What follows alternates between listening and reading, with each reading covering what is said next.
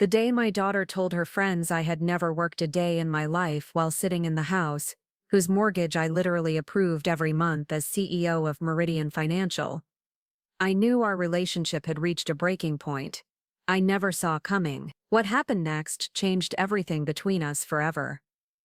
Before we jump back in, tell us where you're tuning from, and if this story touches you, make sure you're subscribed, because tomorrow I've saved something extra special for you. My name is Effie Morrison, and at 64, I thought I had finally earned the right to speak openly about my accomplishments. After 38 years climbing the corporate ladder from a filing clerk to chief executive officer of one of the largest mortgage companies in the Pacific Northwest, I had built something that mattered. But somehow, my own daughter Rebecca had completely erased that history from her mind, reducing my entire career to nothing more than invisible labor that didn't count. It started on a rainy Thursday evening in October when I stopped by Rebecca's house in the suburbs of Portland to drop off some family photos I had digitized from my late mother's collection. Rebecca lived in a beautiful colonial-style home with white shutters and a wraparound porch that she and her husband Marcus had purchased 3 years earlier.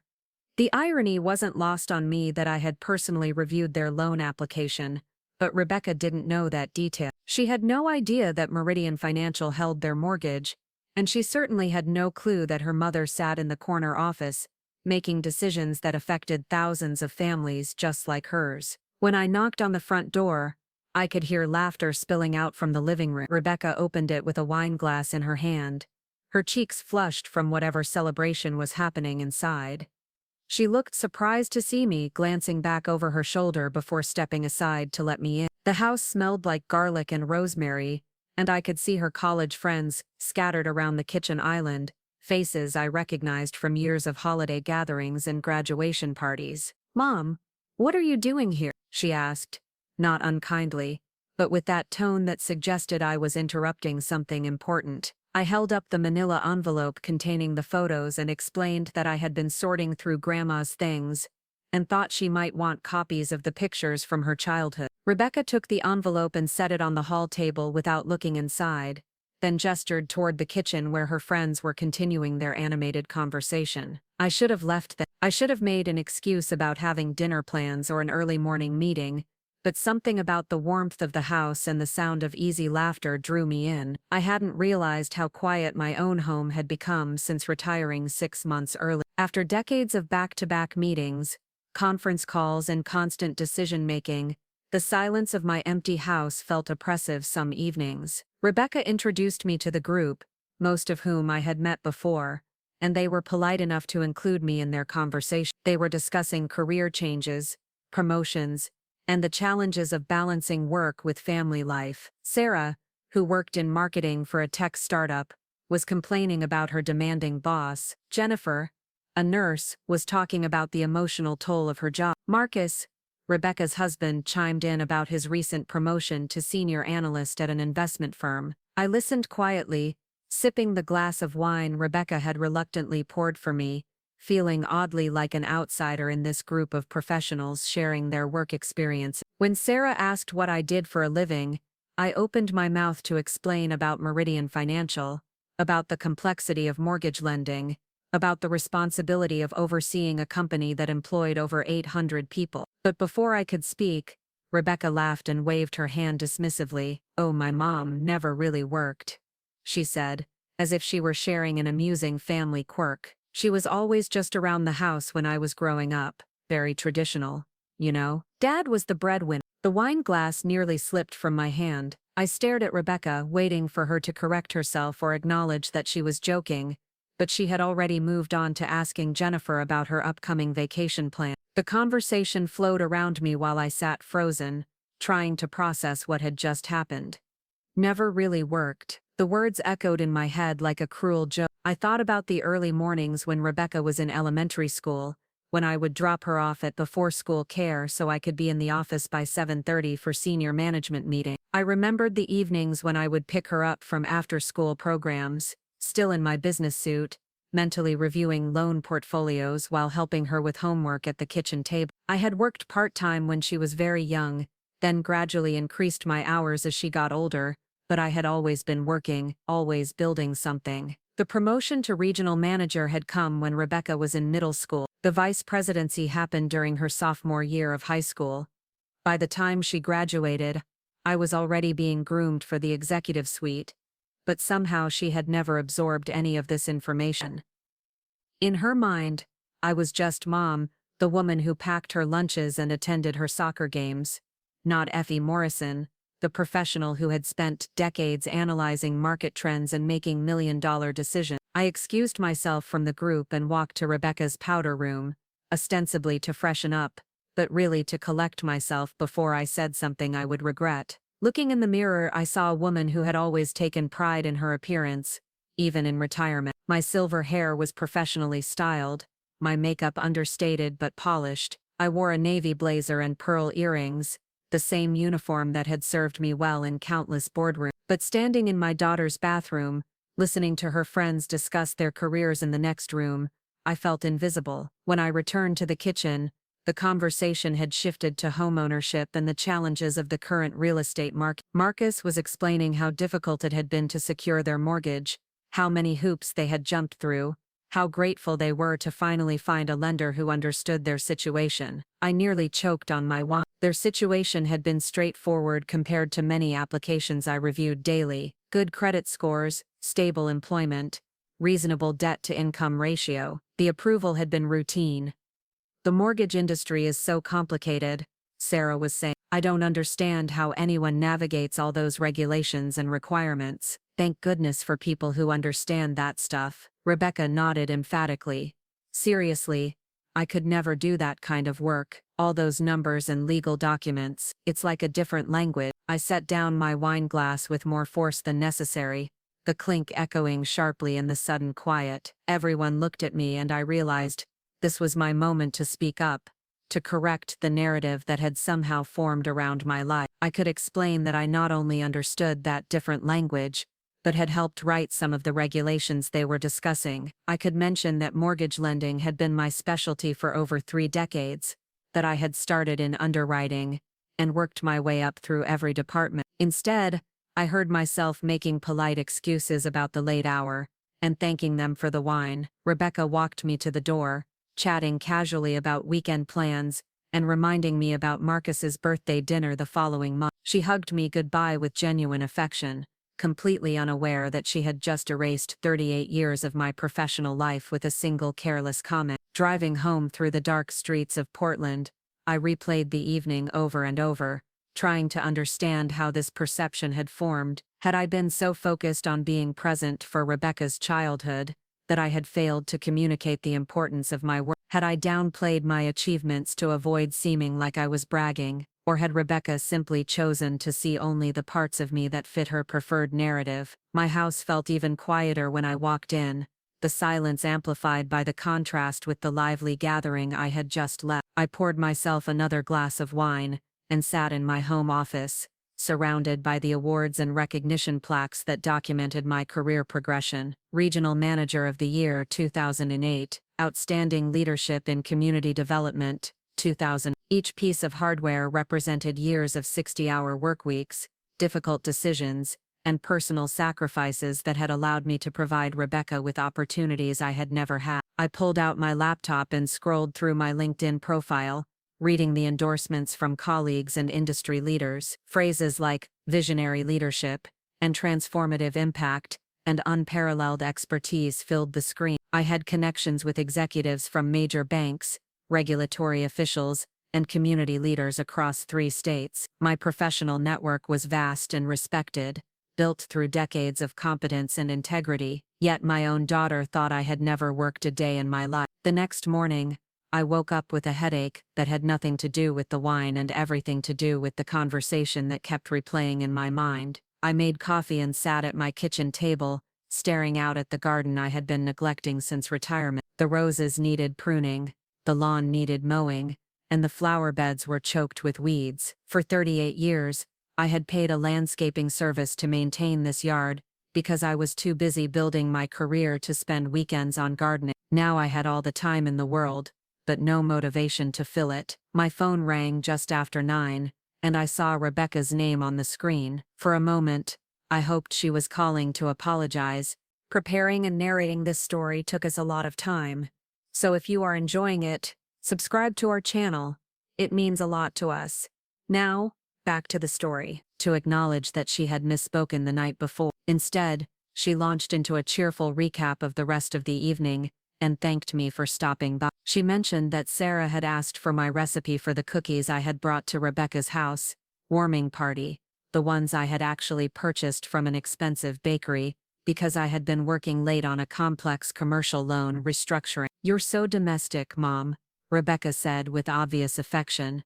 "I wish I had inherited your homemaking skills instead of being such a disaster in the kitchen." Domestic, the word hit me like a physical blow. I had spent my career analyzing risk, managing teams, and making decisions that affected millions of dollars in lending, but in Rebecca's mind, I was defined by cookies and homemaking. I managed to make appropriate responses to her chatter, but when she hung up, I sat staring at the phone for a long time. That afternoon, I did something I hadn't done since my first week of retirement. I drove to the Meridian Financial Building downtown, parked in the visitor lot, and walked into the lobby I had entered thousands of times over the years. The security guard recognized me immediately and waved me through with a warm greeting. The elevator ride to the executive floor felt familiar and strange at the same time, like returning to a house you used to live in. My former assistant, Patricia, squealed when she saw me approaching the corner office that had once been mine. She had worked with me for 15 years, and had become something like a daughter to me, someone who understood both my professional capabilities and personal dedication to excellence. She updated me on recent developments in the company, the new policies being implemented, and the challenges facing the mortgage industry in the current economic climate. "How's retirement treating you?" she asked, and I found myself struggling to answer. How could I explain that retirement felt like erasure, like all the work I had done for nearly 4 decades had simply vanished the moment I cleaned out my desk? How could I admit that my own daughter had no awareness of what I had accomplished, or why it mattered? Instead, I mentioned that I was still adjusting to the slower pace, and asked about some of the loan officers I had mentored over the year. Patricia filled me in on promotions, transfers, and new hires, painting a picture of an organization that continued to thrive based on the foundation I had helped build. The conversation was professionally satisfying but personally hollow. I was already becoming a memory in this place that had defined me for so long. Walking back to my car, I passed the coffee shop where I used to grab my morning latte before important board meetings. The barista who had served me for years was behind the counter, and she recognized me immediately. We chatted briefly about how strange it must be to have free time after so many years of structured days. She mentioned that she had always admired how poised and professional I looked, even during obviously stressful periods. "You were like this powerful presence," she said, smiling. "We always knew when something big was happening because you would order an extra shot of espresso." Powerful presence. The phrase stayed with me as I drove home, contrasting sharply with Rebecca's dismissive comments from the night before. How was it possible that a barista who saw me for 5 minutes each morning understood my professional identity better than my own daughter? That evening, I called my sister Margaret in San Francisco, needing to talk to someone who had witnessed my career journey from the beginning. Margaret was 4 years older and had followed a more traditional path, marrying young and focusing on raising her 3 children while her husband built his medical practice. She had always been supportive of my choices, even when other family members questioned whether I was prioritizing work over motherhood. I told her about the conversation at Rebecca's house, trying to keep my voice level as I repeated Rebecca's casual dismissal of my career. Margaret was quiet for a long moment before responding with a mix of anger and disbelief. "Are you kidding me?" she said.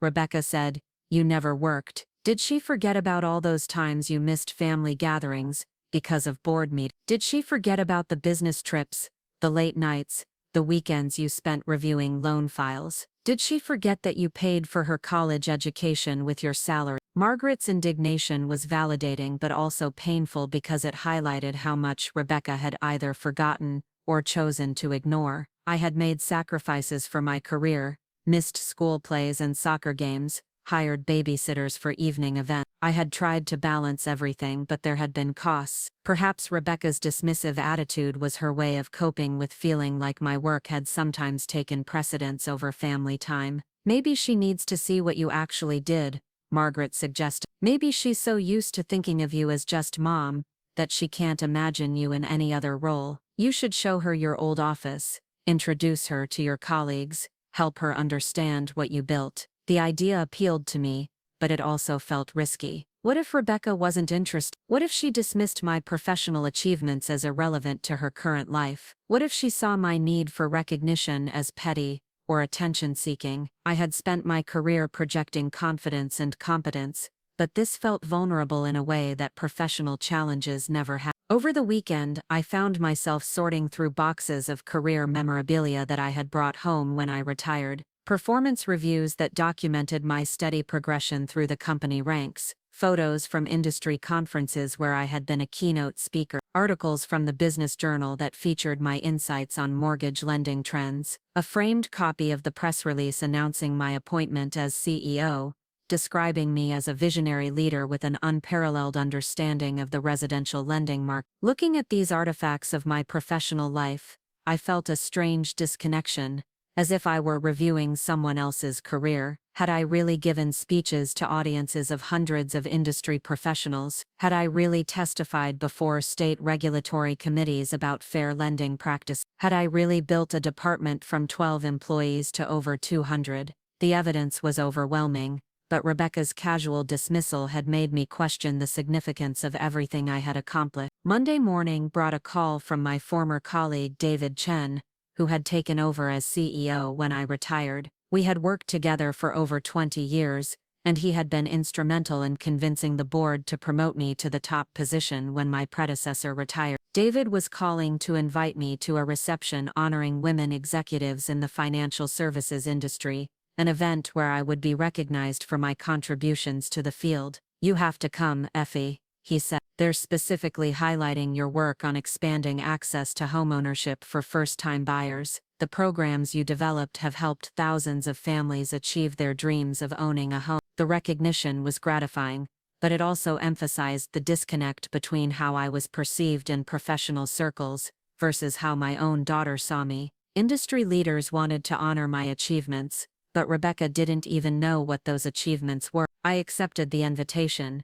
partly because I genuinely wanted to support other women in the industry, but also because I was beginning to formulate a plan. That evening I called Rebecca and mentioned the upcoming reception, describing it as a professional event where I would be honored for my work in mortgage lending. She seemed genuinely surprised that I was involved in anything professional, asking questions that revealed how little she understood about my career. "I didn't know you knew about mortgages," she said, and I had to grip the phone tighter to keep from saying something sharp in response. "I've worked in mortgage lending for most of my adult life," I said carefully. "It's been my career since before you were born." There was a pause, and I could hear her processing this information as if it were completely new. "I guess I never really thought about what you did during the day when I was at school," she admitted. "I just knew you were always home when I got there." Always home when she got there. The comment revealed how much effort I had put into maintaining that illusion of availability. I had rearranged meeting schedules, conducted conference calls from my car, and brought work home every night to ensure that Rebecca never felt like my career was more important than her needs. I had been so successful at hiding the demands of my job that she had concluded I didn't have one. "Would you like to come to the reception with me?" I asked, trying to keep my voice casual. "It might be interesting for you to see what I do." "What I did," Rebecca agreed, though I could hear the uncertainty in her voice. We made plans for her to meet me at the hotel where the event was being held, and I spent the rest of the week carefully planning what I would wear and what I would say. This felt like an opportunity to bridge the gap between who Rebecca thought I was and who I actually was, but I was nervous about her reaction. The reception was held in the grand ballroom of the Heathman Hotel, the same venue where Meridian Financial had held its annual shareholder meetings during my tenure as CEO. I arrived early, partly out of habit, and partly because I wanted to compose myself before Rebecca got there. The room filled quickly with familiar faces from across the industry, colleagues and competitors who greeted me with genuine warmth and respect. "Effie Morrison," called out Janet Walsh, the president of a rival mortgage company. "How's retirement treating you?" "We miss having you to keep us all honest,"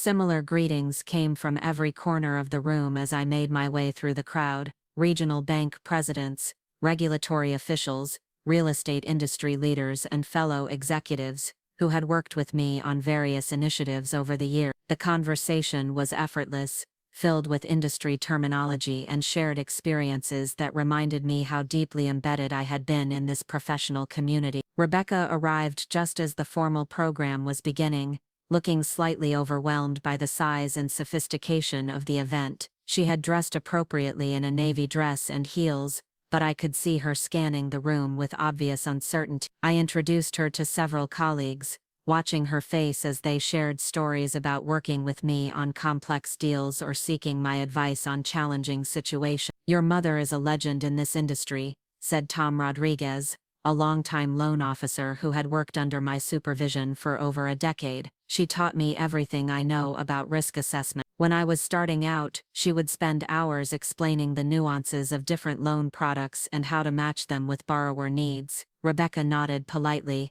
but I could see she was struggling to reconcile this image of me with the person she thought she knew.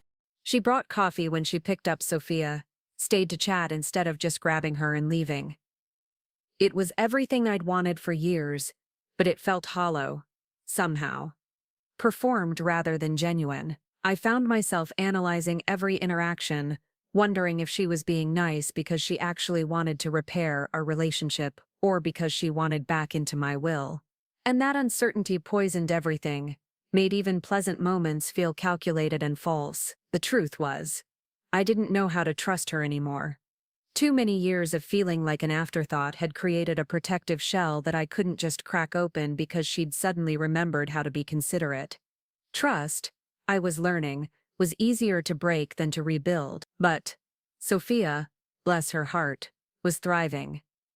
At 16, she was old enough to understand that there was tension between her mother and grandmother, without necessarily understanding all the details. She'd started coming over more often, sometimes just to hang out and talk, sometimes to help me with my new hobbies, or to teach me the latest social media trends that Madison had once found so embarrassing. One afternoon in October, while we were working on a jigsaw puzzle at my kitchen table, Sophia looked up at me with those serious brown eyes that reminded me so much of Madison at that age.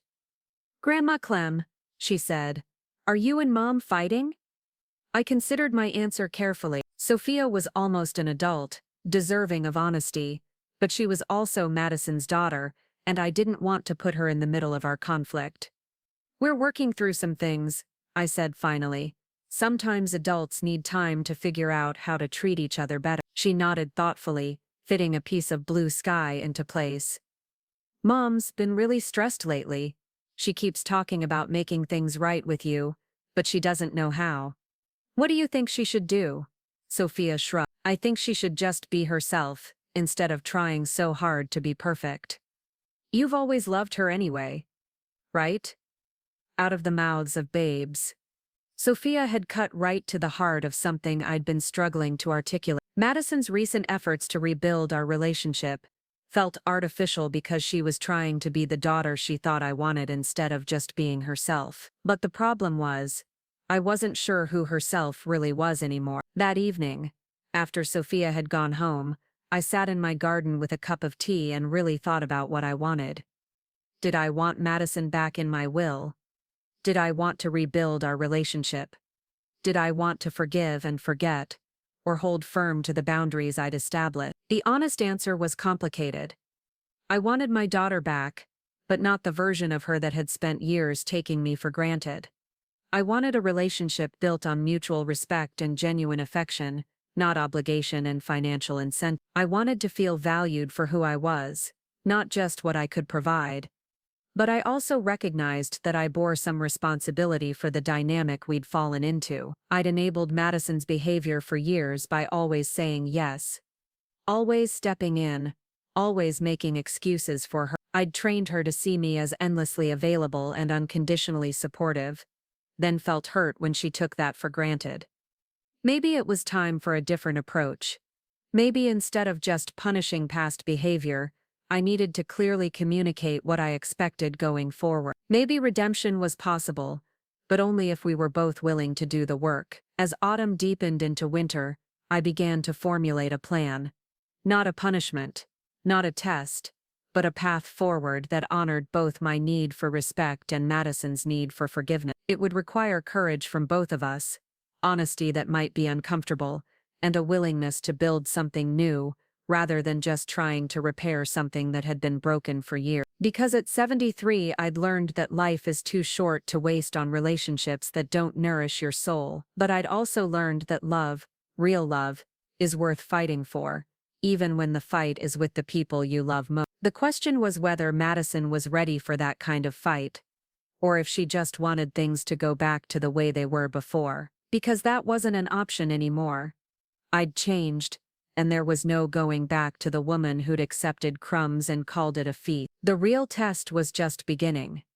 Winter arrived early that year, bringing with it a peculiar kind of clarity that only comes when you've stripped away the comfortable illusions you've been living with for too long. The bare trees outside my kitchen window reflected how I felt inside, everything exposed and honest in a way that was both terrifying and liberating. Madison's attempts at reconciliation had become more frequent, but also more desperate. Like someone trying to rebuild a house while the foundation was still crumbling. She'd started showing up unannounced, something she hadn't done in years, always with some excuse of course. She needed to borrow my good serving dishes for a client dinner. She wanted to check on my furnace before the real cold set in. She thought I might enjoy this new tea she'd discovered at the farmer's market. Each visit felt choreographed, like she was following a script titled How to Be a Good Daughter that she'd hastily Googled after our phone call about the will. The serving dishes excuse was particularly transparent. Madison had borrowed my grandmother's china 3 years ago for what she called an important business dinner, and had never returned it. Now suddenly she needed to borrow it again, which required a conversation about where it was, which led to an awkward admission that it was still sitting in her dining room cabinet, which led to her promising to bring it back the next day along with a store-bought apple pie and an apology that felt as artificial as the preservatives in the filling. I watched these performances with a mixture of sadness and fascination, like observing an actor who'd forgotten they were supposed to be playing a real person instead of a character. The woman sitting in my living room making careful conversation about the weather and asking pointed questions about my health bore only a superficial resemblance to the daughter I'd raised. This version of Madison was polite, attentive, and completely hollow. The breaking point came on a Thursday in November. I was in my craft room, working on a needlepoint project I'd started as part of my new commitment to doing things purely for my own enjoyment, when I heard Madison's key in the front door. She still had a key from all those times she'd needed to check on the house when I was traveling, but she'd never used it without calling first. The sound of it turning in the lock made something cold settle in my stomach. "Mom?" she called out, her voice artificially bright.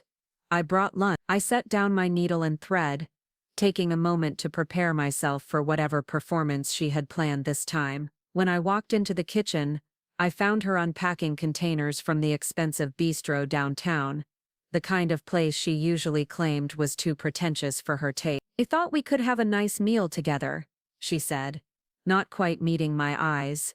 "I got that salmon salad you like, and those little lemon tarts from the bakery case." The food was beautiful, perfectly arranged on my own plates like a magazine spread. Madison had even brought cloth napkins, and had lit one of my candles.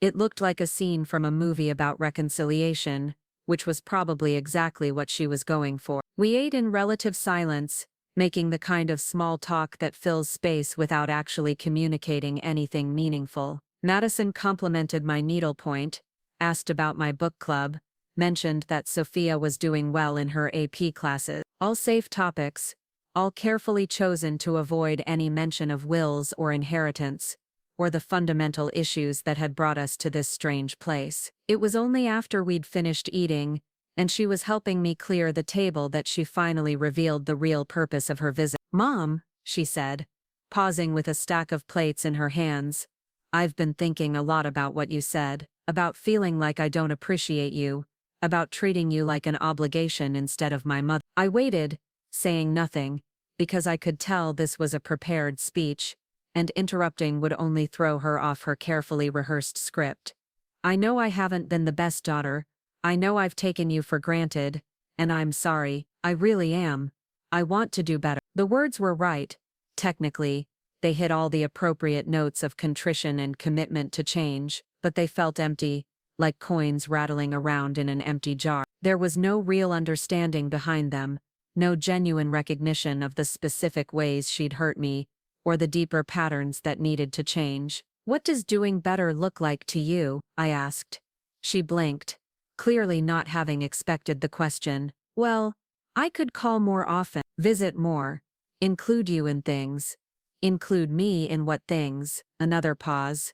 You know, family things, holiday planning, Sophia's school events. I almost laughed, but it would have been bitter enough to spoil the perfectly arranged lunch she'd brought. Madison was offering to include me in events I'd been organizing and attending for years, as if her acknowledgement of my participation was some kind of gift, rather than basic recognition of reality. Madison, I said gently, I don't think you understand what the real problem is. Her face tightened almost imperceptibly.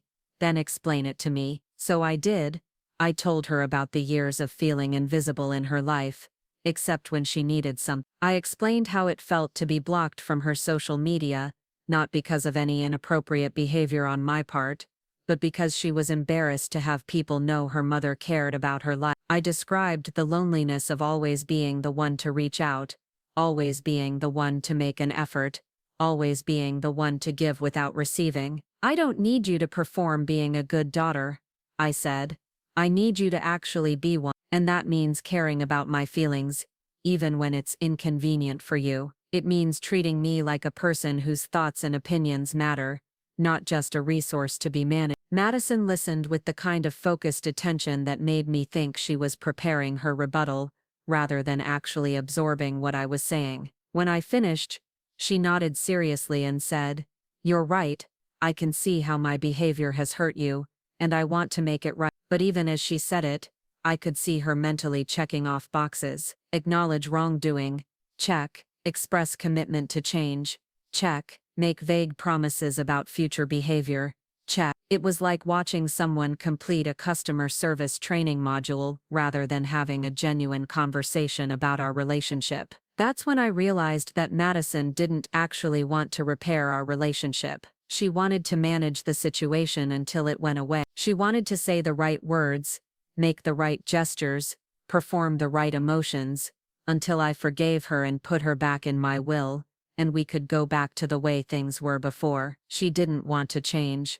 She wanted me to accept her unchanged. After she left that day, taking her empty containers and her half-hearted promises with her, I sat in my living room and felt something shift inside me, not anger, exactly, but a kind of resigned clarity. I couldn't force Madison to love me the way I needed to be loved. I couldn't make her see me as a whole person, rather than just a mother-shaped function in her life. I could only control my own actions and reactions. That weekend, I did something I hadn't done in months. I drove up to the state park where Harold and I used to go hiking, back when my knees were better, and he was still alive to argue with me about which trail to take. It was cold enough that my breath came out in little puffs, and the bare trees created a stark landscape that somehow felt more honest than the manufactured warmth of Madison's recent visit. I walked slowly along the familiar paths, thinking about the woman I'd been when Harold was alive, the woman I'd been when Madison was young, and the woman I was becoming now. Each version felt distinct, like photographs taken years apart that showed the same subject but revealed different aspects of her character. When Madison was little, I'd been the kind of mother who lived for her daughter's happiness. Every decision I made was filtered through the question of how it would affect Madison, where we lived, what activities we did, how we spent our money, even what friends I maintained. Everything revolved around creating the best possible life for her. Harold used to tease me about it, saying I was going to spoil her, but I thought I was just being a good mother. After Harold died, that pattern intensified. Madison was in college then, struggling with her own grief and the normal challenges of early adulthood, and I threw myself into supporting her with the single-minded focus that had previously been divided between wife and mother duty. I helped her through her divorce, supported her decision to move back home with baby Sophia, and gradually became so enmeshed in her life that I'd lost track of where my needs ended and hers began. But this version of me, the 73-year-old woman walking alone through the winter woods, felt different, clearer, somehow, more herself and less defined by her relationships to other people. It was simultaneously lonely and liberating, like finally having permission to be a complete person instead of just someone's mother or grandmother. When I got home that evening, I made myself a simple dinner and sat down with a legal pad to write out my thoughts. Not a letter to Madison, not a plan for confrontation, just an honest assessment of where I stood and what I wanted going forward. What I wanted, I realized, was authenticity. I wanted relationships based on genuine affection rather than obligation or transaction. I wanted to be valued for who I was rather than what I could provide. I wanted to feel like the people in my life actually enjoyed my company, rather than just tolerated it out of duty. What I didn't want was to continue pretending that surface-level changes would fix deep-rooted problems. I didn't want to enable Madison's performative attempts at being a good daughter. I didn't want to accept crumbs and call it a feast just because I was hungry for connection. The question was, how to communicate those needs without issuing ultimatums or turning the situation into a power struggle. I didn't want to be the bitter old woman who wielded her money like a weapon, but I also couldn't pretend that financial considerations weren't part of the equation. My will wasn't just about money, it was about legacy, about who I trusted to carry forward the values and priorities that mattered to me. Over the next few weeks, I began to notice things about Madison's behavior that I'd been unconsciously overlooking for years. The way she answered her phone when I called, not with pleasure at hearing from me, but with the barely contained impatience of someone being interrupted. The way she talked about her own plans and problems without ever asking about mine. The way she seemed to view our relationship as something that existed for her benefit rather than something that required mutual investment. But I also noticed things about my own behavior that made me uncomfortable. The way I'd trained her to see me as endlessly available by never saying no to her requests. The way I'd enabled her self-centeredness by always putting her needs first. The way I'd avoided conflict by accepting treatment that didn't feel good rather than risking her displeasure. We'd created this dynamic together, I realized. She'd learned to take because I'd taught her that giving was my primary function. She'd learned to assume my availability because I'd never suggested that my time might be valuable too. She'd learned to see me as a resource rather than a person, because I'd spent decades proving that her happiness was more important to me than my own dignity. The recognition was humbling and empowering at the same time. Humbling because it meant accepting my own role in creating a relationship that had become unsustainable. Empowering because it meant I had the ability to change the patterns I'd helped establish. Right before Thanksgiving, Madison called to discuss holiday plans. Not to invite me to join her plans, but to inform me of what she'd decided and assume my compliance with her arrangements. I thought we'd do Thanksgiving at my place this year, she said without preamble. Nothing too elaborate, just family. I can handle the turkey if you want to bring the sides you usually make. The assumption that I would, of course, spend my holiday cooking dishes for her dinner party without being asked rankled in a way it never had before. What time were you thinking? I asked, not agreeing but not immediately refusing either. Around 2, I think. That gives me time to get everything ready without rushing. And who's coming? Just us. Me, Sophia, and you. Maybe David if he's not working. David was Madison's on-again, off-again boyfriend, a nice enough man who seemed to exist primarily to provide male companionship without requiring much emotional investment from Madison. The guest list was just family, she'd said, but apparently, that didn't include any of my friends or extended relatives, just the people whose presence she could control and whose conversations she could manage. A small, safe gathering where she could play hostess without having to deal with anyone who might ask uncomfortable questions or expect genuine warmth. Actually, I said, surprising myself with how calm my voice sounded, I've made other plans for Thanksgiving this year. The silence that followed was so complete I wondered if she'd hung up. Then, other plans? What kind of other plans?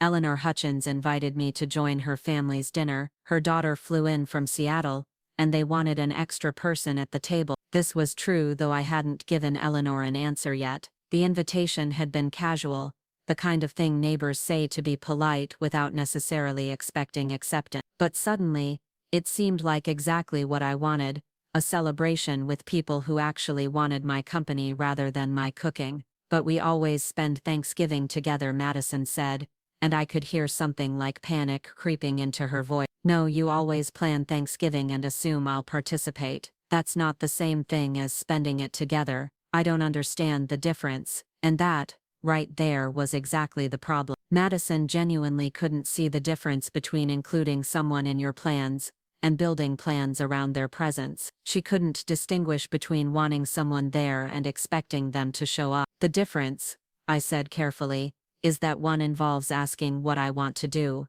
and the other involves telling me what I'm going to do. But I just assumed, I mean, we're family. Of course you'd want to spend the holiday with us. I do want to spend holidays with my family, but I also want to feel like my presence is desired rather than just expected. We talked for another 10 minutes, circling around the same points without really resolving anything. Madison kept insisting that, of course she wanted me there, that it went without saying, that she didn't understand why she needed to formally invite me to family gatherings. I kept trying to explain that assumptions aren't the same as invitations, that being taken for granted doesn't feel the same as being welcomed. In the end, I did spend Thanksgiving with Eleanor's family, and it was a revelation. Her daughter Sarah was funny and warm, asking genuine questions about my life and interests. Eleanor's son-in-law carved the turkey with ceremonial seriousness that made everyone laugh. The conversation flowed naturally from politics to books to travel stories,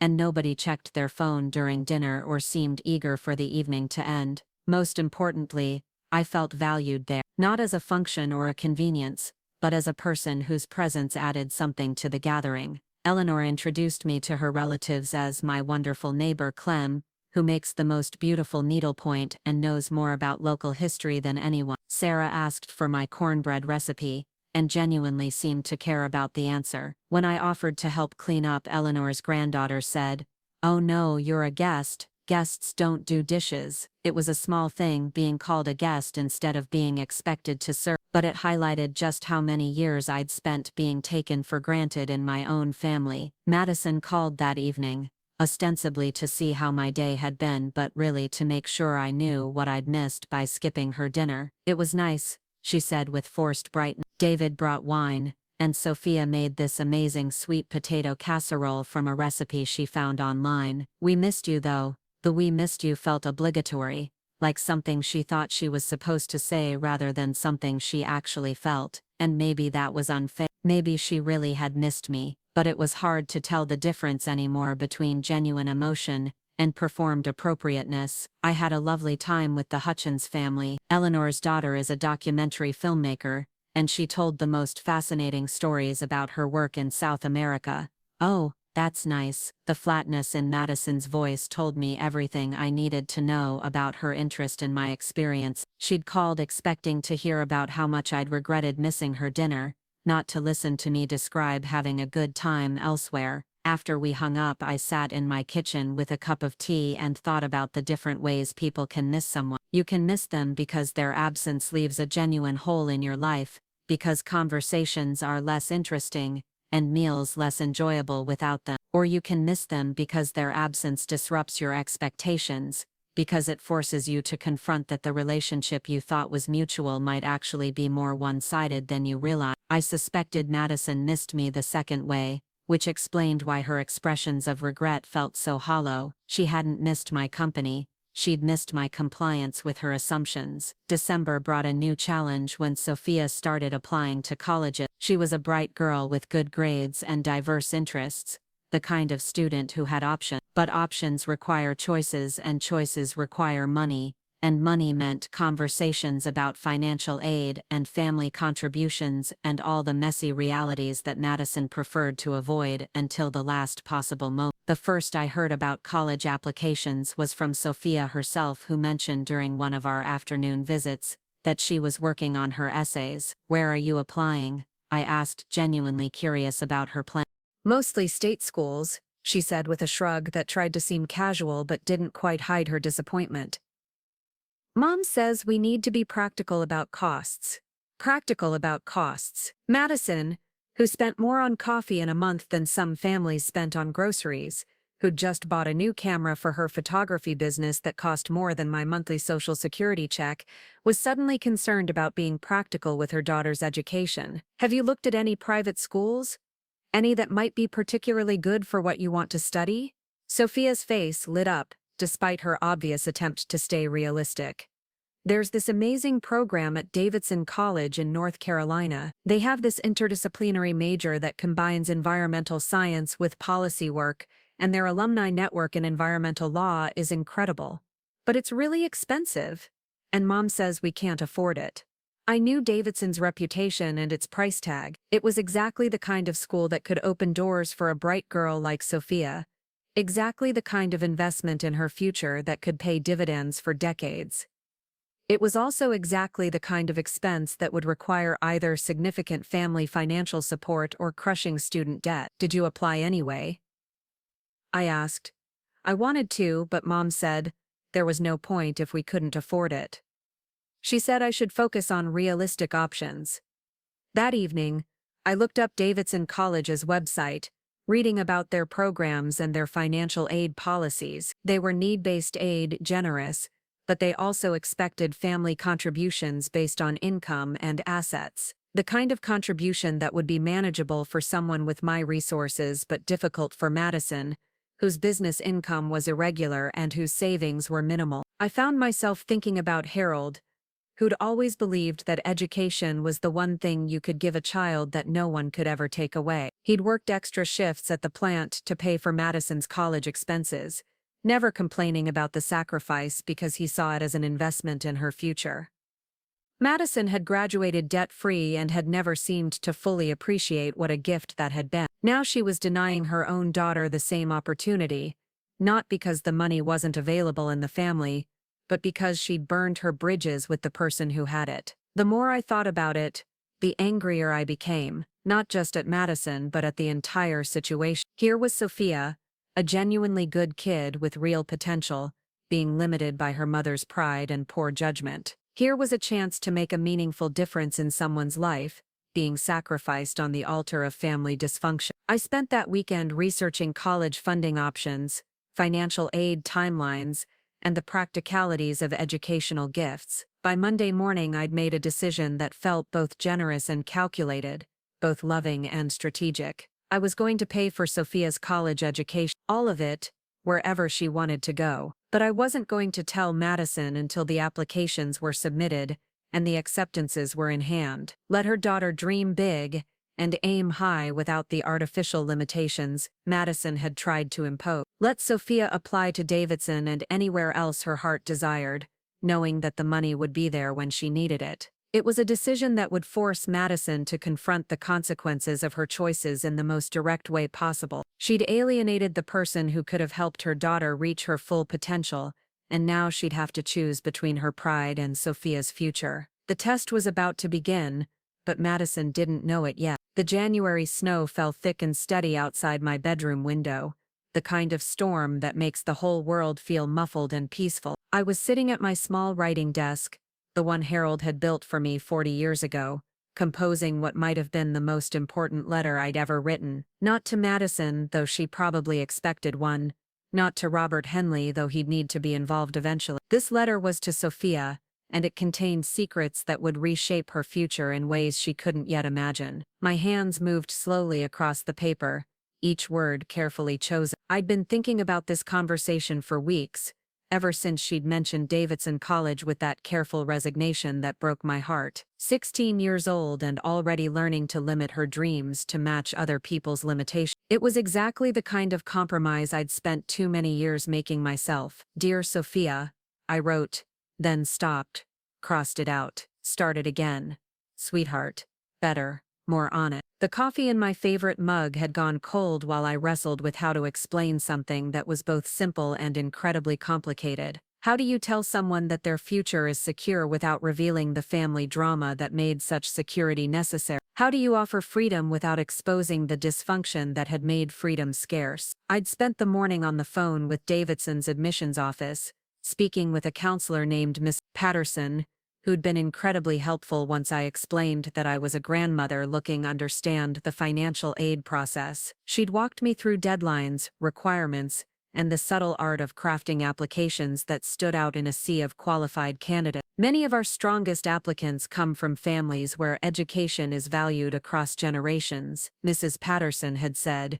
Students whose grandparents and parents understand that college is an investment in the future, not just an expense in the present. I'd agreed, not mentioning that in my family the generations seemed to have different definitions of investment. The conversation had crystallized something I'd been feeling but hadn't articulated. This wasn't just about paying for Sophia's education, it was about breaking a cycle. Madison had received a debt-free college education and had somehow translated that gift into an assumption that such things simply appeared when needed. She'd never connected Harold's extra shifts with her freedom to study instead of work. She'd never understood that privilege was something to be grateful for and eventually to pass forward.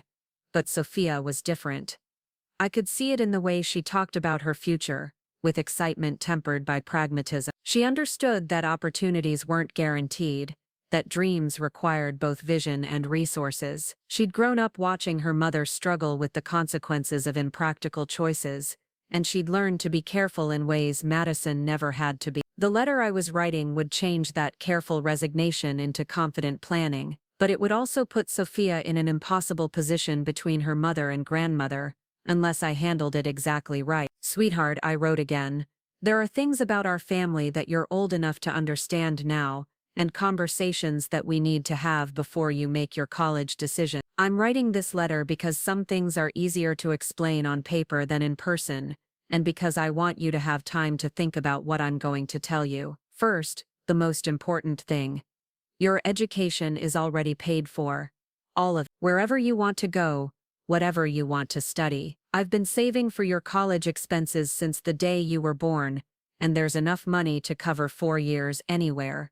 Plus graduate school if that's what you choose. I paused, reading the words back. They looked almost magical on the page, like a fairy tale where problems disappeared with the wave of a wand. But fairy tales didn't usually involve the complicated realities of family relationships and wounded pride. Your mother doesn't know about this money yet, and I need you to understand why. This isn't about keeping secrets or playing games.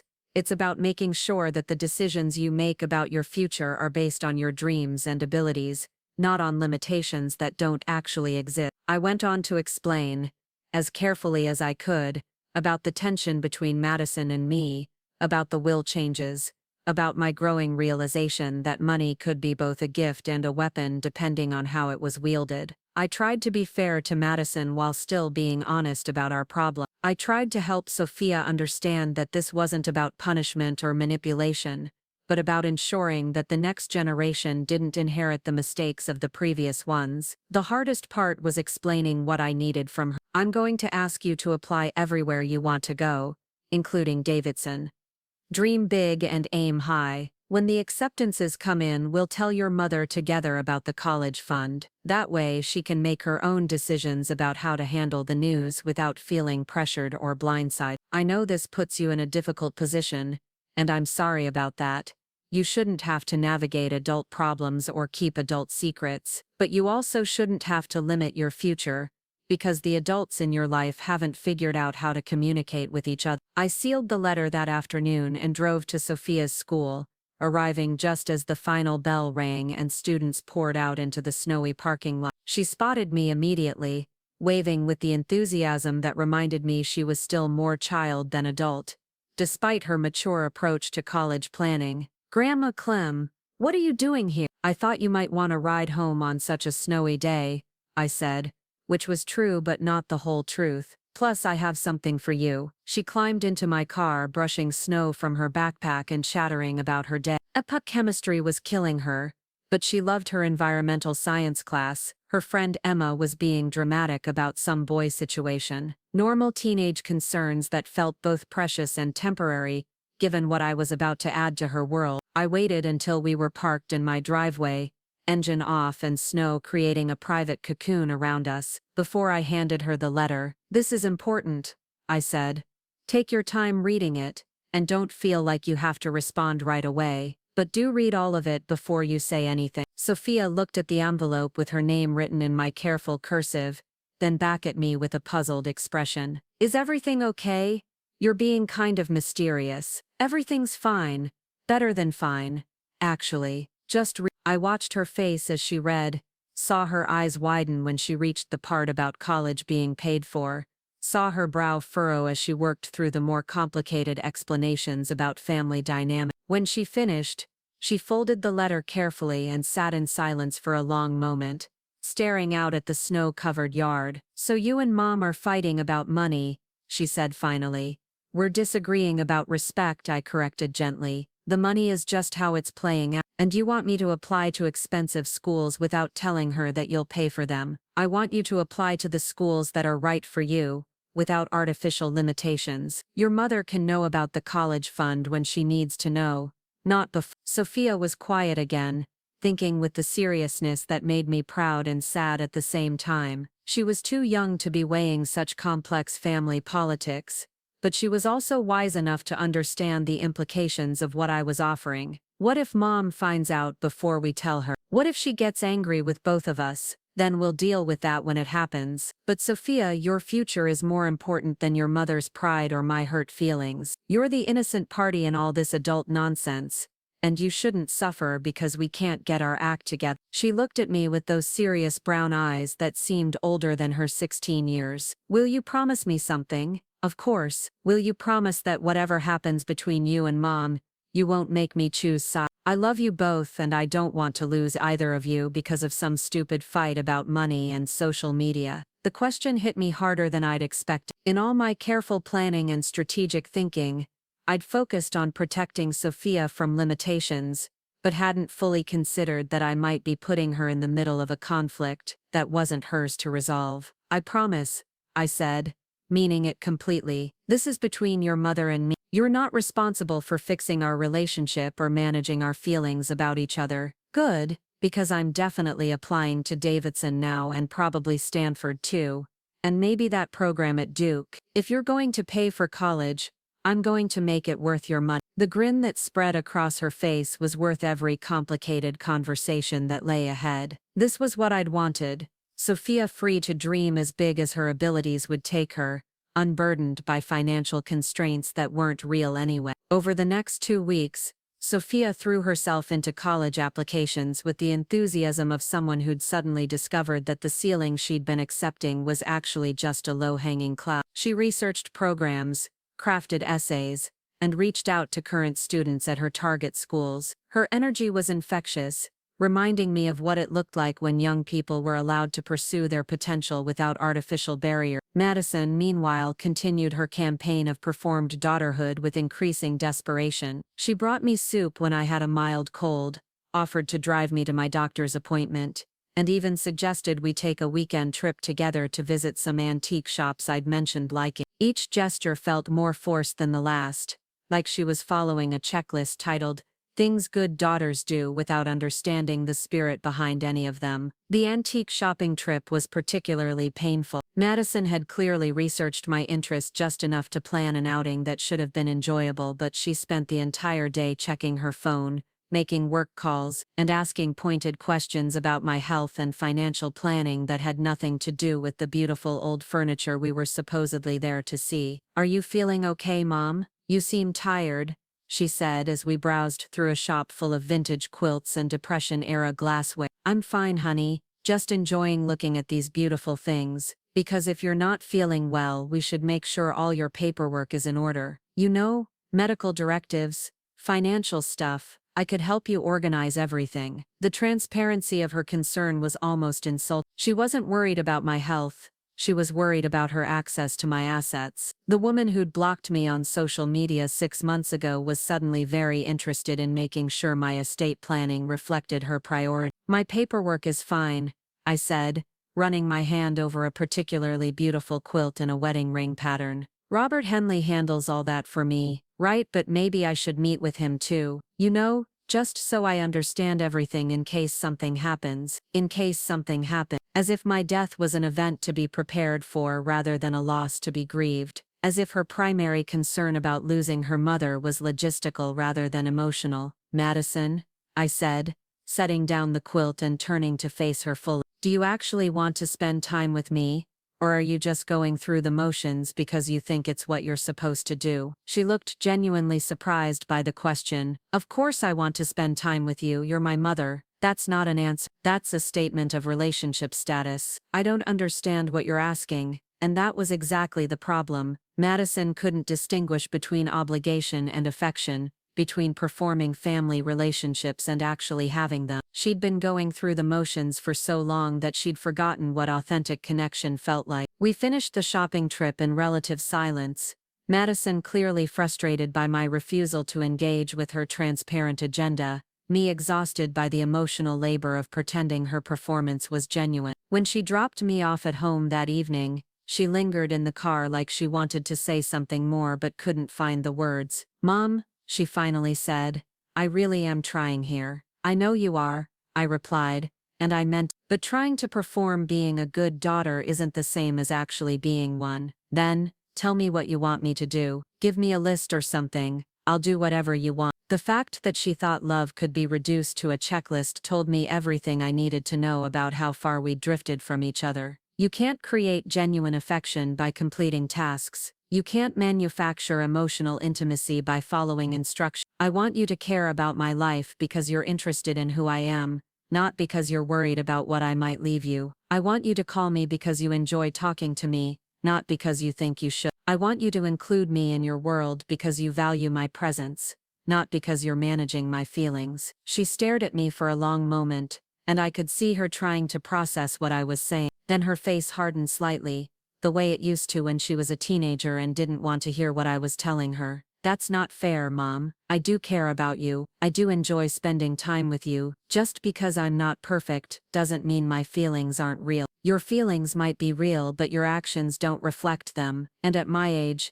I don't have time to decode what people really mean when their words and behaviors don't match." After she left, I sat in my kitchen with a cup of tea and thought about the conversation. Maybe I was being too hard on her. Maybe her clumsy attempts at reconciliation were genuine efforts to rebuild our relationship, and I was being unfairly critical because I was still hurt about the social media blocking and everything that had led up to it. But then I remembered the way she'd asked about my paperwork, the calculating look in her eyes when she'd mentioned meeting with Robert Henley, the transparent agenda behind every gesture of concern. Madison wasn't trying to rebuild our relationship. She was trying to manage a situation that had gotten out of her control. February brought a new development that crystallized everything I'd been feeling but hadn't been able to articulate. Sophia had been accepted to 3 schools already, including Davidson, and was waiting to hear from her remaining choices. Her excitement was barely contained, and she'd started researching everything from dormitory options to study abroad program. Madison, meanwhile, had become increasingly anxious about college costs. She'd mentioned several times that she was looking into additional financial aid options, and had even suggested that Sophia might want to consider taking a gap year to work and save money. "College will still be there next year," Madison had said during one of our Sunday dinners. "And maybe by then we'll be in a better financial position to handle the expenses." Sophia had nodded politely, but I could see the disappointment in her eye. She'd worked hard for 4 years, had gotten into competitive programs, and was being asked to delay her dreams for financial reasons that didn't actually exist. That's when Madison made the phone call that changed everything. I was in my garden planning what to plant when the weather warmed up, when my phone rang. Madison's name appeared on the screen, which wasn't unusual. What was unusual was the time of day and the tone in her voice when I answered. "Mom, I need to ask you something, and I need you to be honest with me." "Of course. Are you planning to help with Sophia's college expenses?" The question hung in the air between us like smoke, direct and unavoidable, and loaded with all the complicated feelings we'd been dancing around for months. "Why do you ask?"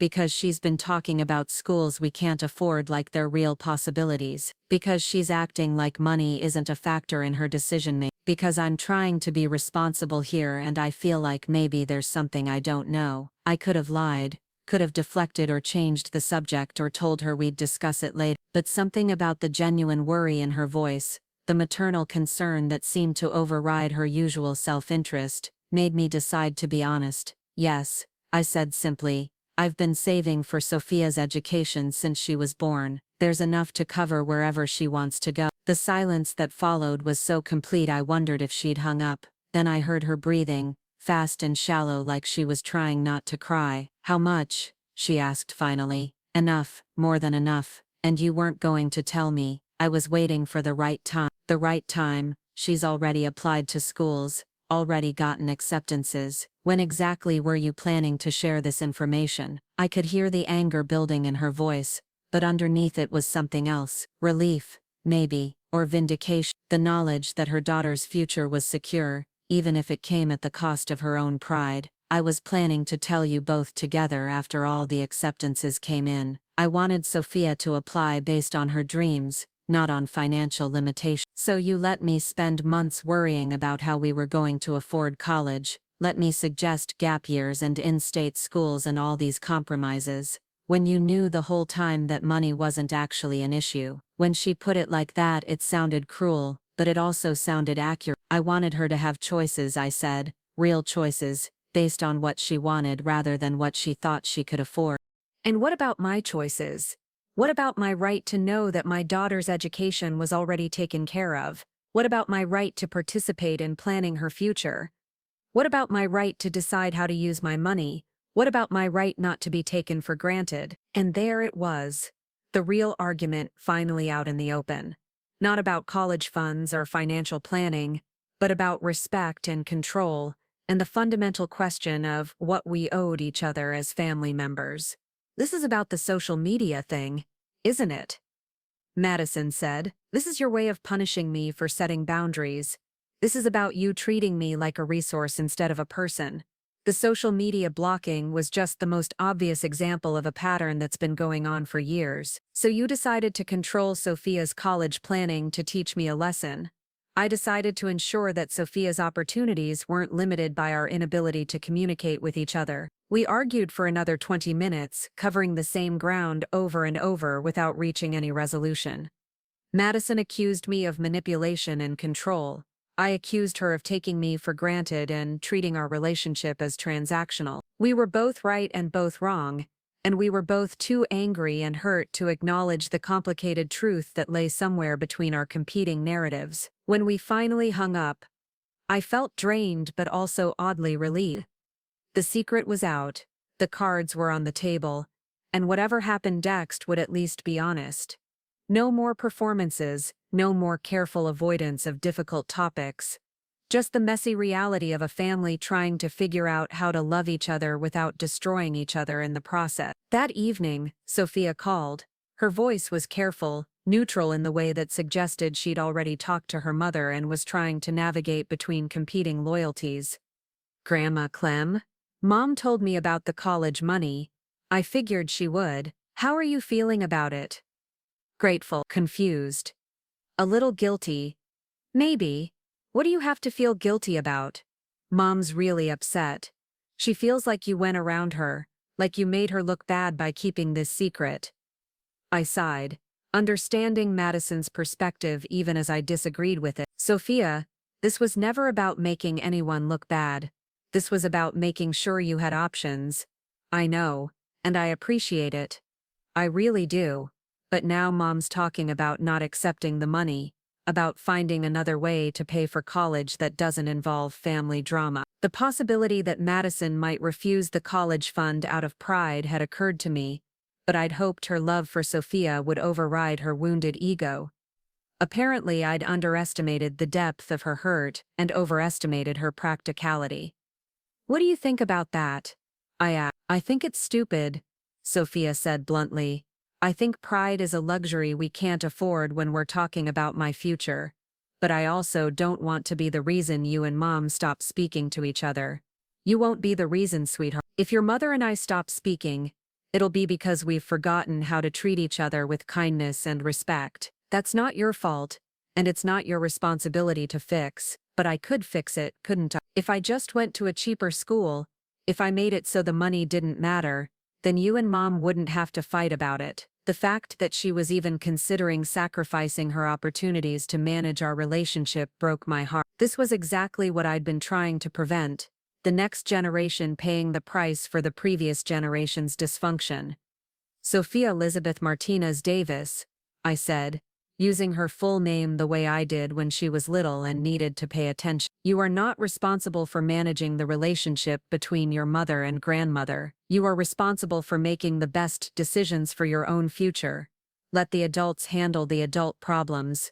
Easier said than done when the adult problems are affecting my life. She had a point. Our family drama was directly impacting her college decisions, and pretending otherwise was naive. But the alternative, asking her to choose between her educational dreams and family peace, was worse. Here's what I propose. You accept Davidson's offer, or Stanford's, or wherever you most want to go. You let me pay for it because that's what the money is for, and because your education is more important than anyone's hurt feeling. And you let your mother and me figure out how to be family members who support each other, instead of tearing each other down. And if you can't figure that out, then at least you'll have the education and opportunities you need to build a life that doesn't depend on our ability to get along. It was a sobering thought, but also a liberating one. Whatever happened between Madison and me, Sophia would be equipped to succeed independently. She wouldn't have to manage family relationships or financial drama because her own foundation would be solid. After we hung up, I sat in my quiet house and thought about the conversation. In trying to protect Sophia from our family dysfunction, I'd inadvertently made her the center of it. In trying to ensure her independence, I'd put her in the position of having to choose between her dreams and her mother's pride. But maybe that was the reality of transitional generation. Maybe part of growing up was learning to navigate the complicated legacy of family relationships while building something better for the next generation. Maybe Sophia's strength and clarity were exactly what our family needed to break the cycles we'd been perpetuating. The real question now was whether Madison and I could find a way forward that honored both our hurt feelings and our love for Sophia. Whether we could separate our individual relationship problems from our shared commitment to the next generation. Whether we could be mature enough to put Sophia's future ahead of our own pride. The answer would determine not just where Sophia went to college, but what kind of family she'd be part of for the rest of her life. The silence between Madison and me stretched into March like a stubborn winter that refused to give way to spring. We hadn't spoken since our phone call about the college fund, though Sophia served as an unwilling messenger between us, carrying updates and questions with the weary resignation of someone who'd been drafted into a war she didn't understand. I could see the toll it was taking on her, the way she measured her words carefully when talking about her mother, the way she avoided mentioning college plans, unless I brought them up first. Madison had made her position clear through Sophia. She would find another way to pay for college.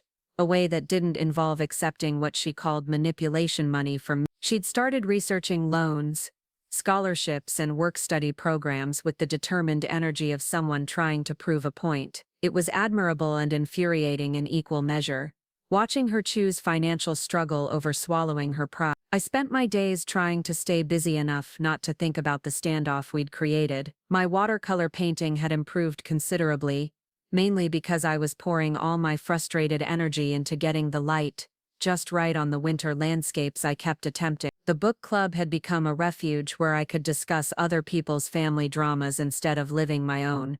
Even my bridge group had noticed my distraction, though they were too polite to ask directly what was troubling me. But it was impossible to ignore the situation completely, especially when Sophia's college decision deadline was approaching and I could see her growing anxiety about disappointing someone no matter what choice she made. She'd been accepted to Davidson, Stanford and 3 other excellent schools, but instead of celebrating these achievements, she seemed paralyzed by the implications of accepting any of them. The breaking point came on a rainy Thursday afternoon in mid-March. I was reorganizing my linen closet, a task I'd been putting off for months, when I heard a car door slam in my driveway with more force than necessary. Through the window I could see Madison stalking toward my front door, her jaw set in the determined line I remembered from her teenage years, when she'd decided to have a confrontation whether the other person was ready or not. She didn't knock. The doorbell didn't ring. Instead I heard her key in the lock followed by her voice calling out with barely controlled anger, "Mom, we need to talk." Now, I set down the stack of towels I'd been folding and walked to the living room, where Madison stood dripping rainwater onto my hardwood floors, her hair plastered to her head, and her eyes bright with the kind of fury that comes from weeks of festering resentment. Finally finding an outlet. "Sophia got a letter today," she said without preamble. From Davidson. They're offering her a partial scholarship, but she still needs to respond to their original acceptance by next Friday. And you know what she told me? She told me she can't decide because she doesn't want to hurt anyone's feelings. I opened my mouth to respond, but Madison held up a hand to stop me. A 16-year-old girl is agonizing over college decisions because the adults in her life are more concerned with being right than with what's best for her. Do you realize how insane that is? She was right, and we both knew. Somewhere in our battle of wills and wounded pride, we'd lost sight of the person who mattered most in this equation. Sophia had worked hard for 4 years to earn these opportunities, and now she was being asked to navigate family politics, instead of simply choosing the school that would serve her best. What do you want me to do? I asked, genuinely curious about how Madison thought we should resolve this impasse. I want you to admit that keeping the college fund secret was wrong. I want you to acknowledge that you manipulated this entire situation to make yourself look generous and me look like a failure. The accusation stung because it contained just enough truth to be uncomfortable. I had wanted to ensure Sophia's options weren't limited, but I'd also wanted Madison to confront the consequences of taking me for granted. The college fund had been both gift and weapon, and pretending otherwise would be dishonest. And then what? I asked. After I admit I was wrong, then what happens? Then we figure out how to move forward without destroying our family in the process. Madison pulled off her wet jacket and sat down heavily on my sofa, suddenly looking exhausted rather than angry. For the first time in months she seemed like my daughter rather than an adversary, and I felt something soften in my chest despite my determination to stay guarded. I've been thinking about this for weeks, she continued, and I keep coming back to the same question. How did we get here? How did we get to a place where we're using Sophia's future as a battlefield for our own issue? It was a fair question, and one I'd been asking myself during those long nights when sleep eluded me, and I found myself replaying years of conversations and missed opportunities for connection. How had we drifted so far from each other that basic communication felt impossible? I think it started long before the social media blocking, I said slowly. I think it started when you were going through your divorce and moved back in with Sophia. I got so used to being needed, to being essential to your daily functioning, that I forgot how to be your mother instead of your support system. Madison looked surprised by my answer, like she'd expected defensiveness or blame rather than introspection. And I got so used to leaning on you that I forgot you were a person with your own needs and feelings, she admitted. I started seeing you as this constant in my life, always available, always willing to help, and I stopped thinking about what I was giving back to the relationship. We sat in silence for a moment, both of us processing the recognition that our problems ran deeper than social media boundaries or college funds. We'd created a dynamic where I gave and she took, where my value was measured by my utility rather than my intrinsic worth as a person. The social media blocking wasn't really about boundaries, Madison said finally. It was about embarrassment. I was embarrassed that my friends could see how much you cared about my life when I wasn't sure I deserved that level of attention. I was embarrassed that you were so proud of things I didn't feel proud of myself. This was the most honest thing she'd said to me in years, and it hurt and healed simultaneously. The hurt came from knowing my expressions of love had been received as sources of shame. The healing came from understanding that her rejection hadn't been about me being too much, but about her feeling like too little. Why didn't you just tell me that? I asked. Why didn't you explain instead of just blocking me? Because I didn't understand it myself until recently. I thought I was just setting healthy boundaries, but really I was running away from my own feelings of inadequacy. The rain continued to pelt against the windows, creating a rhythm that seemed to encourage honesty. We were having the conversation we should have had months ago, the one that required vulnerability instead of defensiveness. I changed my will because I was hurt, I said, not just by the social media thing, but by years of feeling taken for granted. I wanted you to understand that relationships have consequences, that treating people poorly eventually costs you something, and the college fund secret? That was more complicated. I genuinely wanted Sophia to have choices, but I also wanted you to realize that your pride could cost her opportunities. I wanted you to see that sometimes accepting help isn't weakness, it's wisdom. Madison nodded slowly, her anger apparently exhausted and replaced by something that looked like understanding. So where does that leave us now? She asked. It was the question I'd been dreading and hoping for in equal measure. We could continue our standoff, each of us convinced of our own righteousness and the other's wrongness. We could maintain our positions until Sophia's college deadlines forced a crisis that would damage all our relationships permanently. Or we could find a way forward that acknowledged our mistakes, while prioritizing what mattered most. I have an idea, I said, but you're not going to like it initially. Try me. I think we should go to family therapy, all three of, before Sophia makes her college decision, before we make any other major choices about money or relationships or boundaries. I think we need someone neutral to help us figure out how to be a family that supports each other instead of undermining each other. Madison's face went through several expressions in rapid succession: surprise, resistance, consideration, and finally resignation. You're right, she said. I don't like it. The idea of airing our family drama to a stranger makes me want to crawl under a rock. But you're also right that we can't keep doing this to Sophia. There's something else, I said, knowing this next part would be even harder for her to accept. I want to restore you to my will. Not because you've earned it back, but because I realized I was using my money as a weapon instead of a tool for building the family I actually want. Madison's eyes filled with tears, and she looked away quickly, trying to maintain the composure she'd been clinging to since she'd arrived. I don't want your money because I deserve it, she said quietly. I want a relationship with my mother that isn't poisoned by resentment and misunderstanding. The money feels secondary to that. It was exactly what I'd needed to hear. The acknowledgement that our relationship mattered more than any financial consideration, but it also raised new questions about how to rebuild trust that had been damaged by months of hurt feelings and strategic maneuvering. What about Sophia's college? I asked. I want you to pay for it, not because I can't figure out another way, but because that money represents your love for her and your investment in her future. She shouldn't be punished for our inability to communicate like adults. The relief I felt was overwhelming, like a weight I'd been carrying for months had suddenly been lifted. Sophia would get to attend Davidson, or Stanford, or wherever her heart led her, without the shadow of family dysfunction clouding her excitement about the future. But I have conditions, Madison continued, and I braced myself for whatever requirement she'd develop during her weeks of anger and planning. I want to be involved in the financial planning, not controlling it, but informed about it. I want to understand what you're paying for and what Sophia's responsibilities will be. I want us to make these decisions together instead of you surprising me with them. It was a reasonable request, the kind of collaborative approach we should have been taking all along. The secrecy and surprise revelations had been tactics born of hurt feelings rather than sound family planning,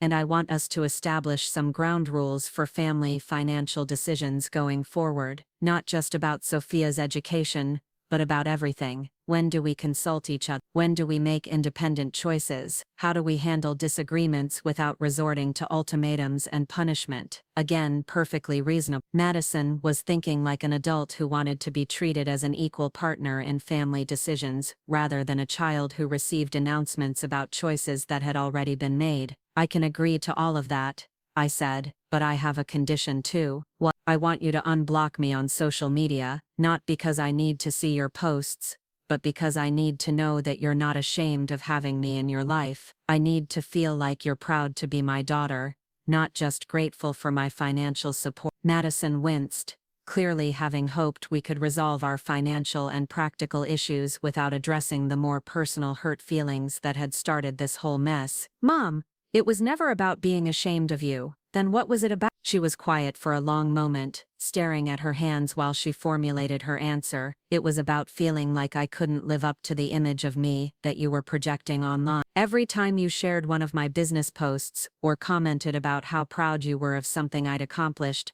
I felt like a fraud, like you were celebrating this successful, confident version of me that didn't match how I saw myself. This was deeper than I'd realized, touching on Madison's fundamental insecurities about her own worth and accomplishments. She hadn't been rejecting my love so much as questioning whether she deserved it. Honey, I said gently, I wasn't projecting a false image of you. I was celebrating the real you, The one you apparently can't see clearly, but that's the problem. You see me as this amazing daughter and successful businesswoman and devoted mother, and I know all the ways I fall short of that image. I know how often I'm selfish, or lazy, or just going through the motions. Having you broadcast your pride in me felt like living a lie. The pain in her voice was raw and real, and it explained so much about her behavior over the past few years. She'd been rejecting my affection, not because she didn't want it, but because she didn't think she deserved it. Madison, you don't have to be perfect to be worthy of love. You don't have to earn my pride or prove that you deserve my affection. You're my daughter. That's not conditional on your performance or achievements. I know that intellectually,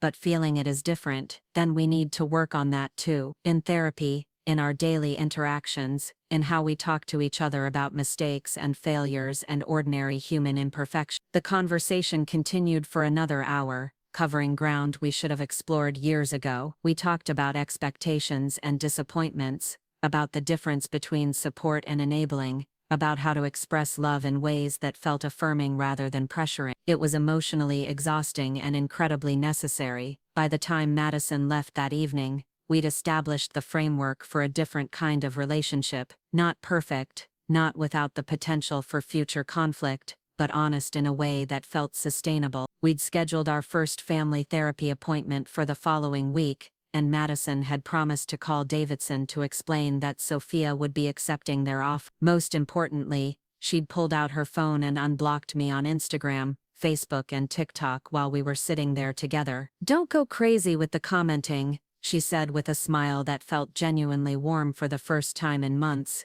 "but you can like my posts again." "Deal," I said, meaning it. That night I called Robert Henley to schedule a meeting about restoring Madison to my will. It felt good to be making decisions based on hope rather than hurt, to be planning for a future where our families supported each other instead of undermining each other. The next morning, I woke up to a text from Sophia. "Mom told me about Davidson. I can't believe this is really happening. Thank you, Grandma Clem, for everything. I love you so much." Reading those words, I felt something I hadn't experienced in months: uncomplicated joy, pure happiness for my granddaughter's future, unmarred by family drama or complicated motivations. It was the feeling I'd been trying to protect when I'd set up the college fund in the first place, and finally, it felt possible again. But even as I celebrated this resolution, I knew the real work was just beginning. Rebuilding trust and establishing new patterns of communication would take time and consistent effort. We'd have to learn how to disagree without escalating to ultimatums, how to express needs without manipulating outcomes, how to love each other imperfectly but authentically. The family therapy sessions would probably be uncomfortable, forcing us to examine behaviors and assumptions we'd been taking for granted for years. Madison would have to work on accepting love she didn't think she'd earn. I would have to work on expressing concerns without resorting to financial leverage. Sophia would have to learn that her family's dysfunction wasn't her responsibility to manage. But for the first time in months, I felt optimistic about our chances. We'd managed to have an honest conversation without anyone storming out or saying unforgivable things. We'd found a way to prioritize Sophia's future while addressing our own relationship issues. We'd chosen vulnerability over defensiveness and collaboration over control. It wasn't the family I'd imagined when Madison was small and the future seemed simpler, but it was the family we actually were, with all our complications and imperfections and capacity for growth.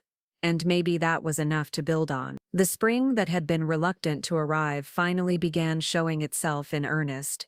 Daffodils pushed up through the last patches of snow, and the bare branches of my maple tree started showing the tiniest hints of green. It felt symbolic, this emergence of new life after a long, difficult winter. We weren't starting over exactly, but we were growing into something different, something that might be stronger for having weathered the storms. Madison started coming by more often, not with the desperate frequency of her post-will change campaign, but with the casual regularity of someone who genuinely enjoyed spending time together. We worked in my garden, planning what to plant and when. We cooked dinner together while Sophia did homework at my kitchen table. We watched old movies and argued amiably about plot holes and character motivations. It was ordinary and precious, the kind of low-key family time I'd been longing for, but hadn't known how to create. The difference was that it felt chosen rather than obligatory, organic rather than performed.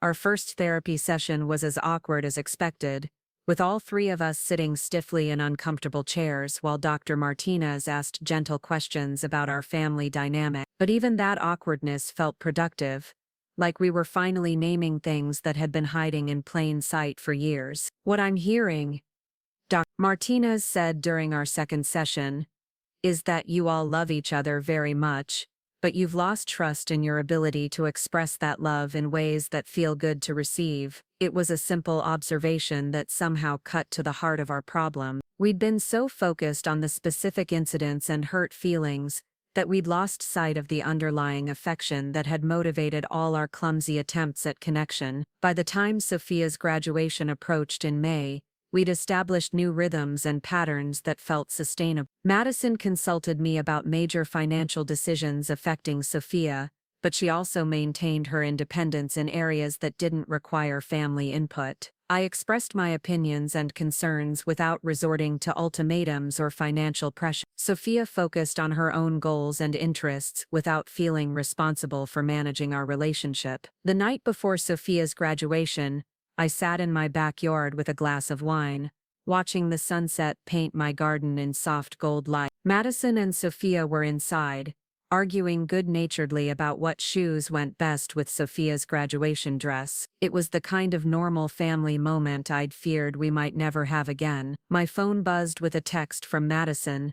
"Thank you for not giving up on us." I typed back, "Thank you for fighting for us." And I meant it. The easy thing would have been to let our hurt feelings calcify into permanent resentment. The easy thing would have been to maintain our stubborn positions until Sophia's college departure created a natural break in our relationships. But we'd chosen the harder path of actually working through our problems, and the results were worth every uncomfortable conversation and therapy session. Sophia would be leaving for Davidson in the fall, armed with the education and opportunities that came from having a family that, despite its imperfections, had figured out how to put her needs first when it mattered most. She'd learned valuable lessons about standing up for herself, about the importance of honest communication, and about the difference between enabling dysfunction and supporting growth. As for Madison and me, we were still works in progress. We probably always would be, but we'd proven to ourselves and each other that love was stronger than pride,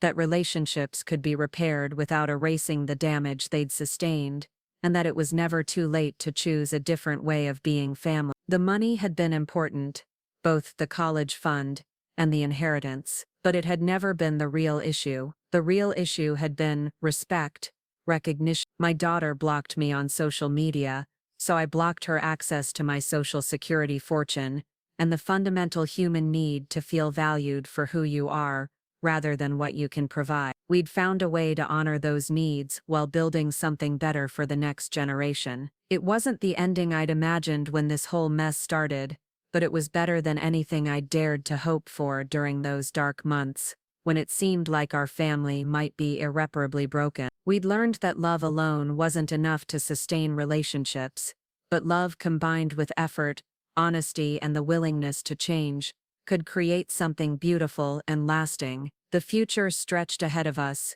full of possibilities we were finally ready to explore together. 2 years later, I stood in the kitchen of my same house, but everything felt different. The morning light streamed through windows I'd finally replaced, casting warm rectangles across countertops that no longer felt like a stage for family drama. Madison was due to arrive any minute with coffee and the latest photos from Sophia's sophomore year at Davidson, and for the first time in years I was looking forward to the visit without any underlying tension or unspoken agendas. The transformation hadn't been instant or dramatic. There was no single moment when everything clicked into place and our family dysfunction magically resolved itself. Instead, it had been a gradual process of learning to trust each other again, of building new habits that served us better than the old patterns we'd been trapped in. Therapy had helped, but mostly it had been the daily choice to show up for each other authentically, even when it was uncomfortable. Madison had changed her business model about 6 months after our reconciliation, shifting from wedding photography to documentary work that felt more aligned with her actual interests. The irony wasn't lost on me that she'd needed to feel secure in our relationship before she could take the professional risks that made her genuinely happy. Her Instagram feed now showed behind-the-scenes shots from the small films she worked on, candid moments that felt real rather than curated. And yes, occasionally photos of family dinners where I appeared without her feeling embarrassed about it. The doorbell rang, interrupting my thoughts, and I opened it to find Madison holding a bakery box and wearing the kind of genuine smile that had become common again, but still made my heart lift every time I saw it. "I brought those almond croissants you like," she said, kissing my cheek in greeting. "And I have news, good news or bad news. Depends on how you feel about me potentially moving to Portland for 6 months to work on a documentary about urban farming." I poured coffee while she unpacked pastries and pulled out her laptop to show me photos from her latest project. The work was beautiful, thoughtful in a way that her wedding photography had never quite achieved. She'd found her artistic voice, and it was stronger and more interesting than I think even she had realized. "Portland sounds amazing," I said, meaning it. "When would you leave?" "This fall, if the funding comes through, which brings me to the real reason I wanted to talk to you today." Madison's tone shifted slightly, taking on the careful quality that usually preceded request for advice or support. But unlike the old days, this carefulness felt respectful rather than manipulative, like she was approaching a topic that mattered to both of us. "I've been thinking about asking you to come with me, not to work on the project, but just to experience a new place together. We could rent one of those extended stay apartments, explore the city, maybe take some day trips to the coast." The suggestion caught me completely off guard, not because it was unreasonable, but because it represented such a fundamental shift from our old dynamic. Madison was inviting me to share an adventure rather than asking me to solve a problem. She wanted my company for the pleasure of it, not because she needed something I could provide. "What about Sophia? Her winter break isn't that long." "Sophia's planning to spend winter break in North Carolina with her roommate's family anyway. Something about wanting to experience Christmas in the mountains. Plus, she's 20 now, Mom. She doesn't need us to coordinate our lives around her schedule anymore." This was true but still felt startling. Somewhere during the focus on college applications and family therapy, Sophia had grown into a young woman who made her own holiday plans and managed her own relationship. She called me regularly to share stories about her environmental science courses and her new boyfriend, but she no longer needed me to be the center of her world. "I'd love to come to Portland with you," I said, realizing as I spoke that it was completely true, "but only if you promise not to feel obligated to entertain me every minute. I want to be your travel companion, not your responsibility." Madison laughed, the kind of easy sound that had been rare during the years when every interaction felt loaded with unexpressed resentment. "Deal, though I should warn you that I'm planning to drag you to every farmer's market in the city. It's research for the documentary. I love farmers markets." "That sounds perfect." We spent the next hour planning potential travel dates and researching neighborhoods in Portland, falling into the kind of collaborative planning that had become natural again. Madison asked my opinion without treating it as binding law. I offered suggestions without expecting them to be followed exactly. We were functioning like equals who enjoyed each other's company, which still felt miraculous sometimes. Around noon, my phone rang with Sophia's contact photo filling the screen. She was grinning in the picture, wearing her Davidson sweatshirt and holding up a chemistry textbook like a trophy. The photo was from her freshman year when everything about college still felt new and exciting. "Grandma Clem, perfect timing. I just got out of my organic chemistry lab and I'm walking across campus, thinking about how grateful I am for everything." Sophia's voice carried that particular mix of confidence and enthusiasm that comes from being exactly where you're supposed to be, doing exactly what you're meant to do. She'd thrown herself into college life with the energy of someone who'd never doubted she belonged there, and the results had been everything I'd hoped when I'd first started saving for her education. "How's the chemistry going?" I asked, putting the phone on speaker so Madison could listen to. "It's hard, but I love it. Professor Williams says I have an intuitive understanding of molecular structures, which apparently is rare. I'm thinking about adding a chemistry minor to my environmental science major. Madison and I exchanged glances across the kitchen table. This was the kind of academic confidence that came from having options, from never having to choose between intellectual curiosity and financial practicality. That sounds wonderful, sweetheart, Madison said. Are you sure you can handle the extra coursework? Mom, I'm fine, better than fine. I'm exactly where I want to be, doing exactly what I want to do. Besides, David's in my chemistry lab, so we can study together. David was the boyfriend, a junior from Vermont who was majoring in sustainable agriculture and apparently shared Sophia's passion for solving environmental problems through science. I'd met him via video chat a few times and had been impressed by his thoughtfulness and the way he looked at Sophia like she was the most interesting person in any room. Tell David I said hello, and tell him I'm still expecting him to visit this summer so I can interrogate him properly in person. Grandma Clem, you are not going to interrogate my boyfriend. I absolutely am.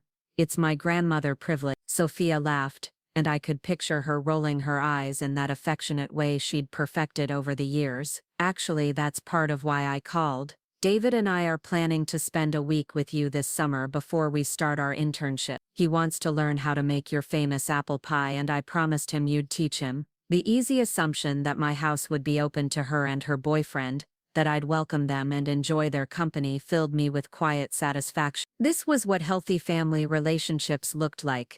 Mutual affection expressed through hospitality freely given and gratefully received. Of course I'll teach him to make pie. What kind of internships are you starting? David got into this amazing sustainable farming program in Oregon, and I'm working with the Environmental Law Clinic in Asheville. We're both so excited. After we hung up, Madison and I sat in comfortable silence for a few minutes, both processing the conversation. Sophia's life was unfolding exactly as it should. Challenging academic work, meaningful relationships, summer experiences that would enhance her future career prospects. She was confident and happy and independent in all the ways we'd hoped she would be. She sounds so grown up, Madison said finally. She sounds like someone who never had to worry that her dreams were too expensive or impractical. Thanks to you.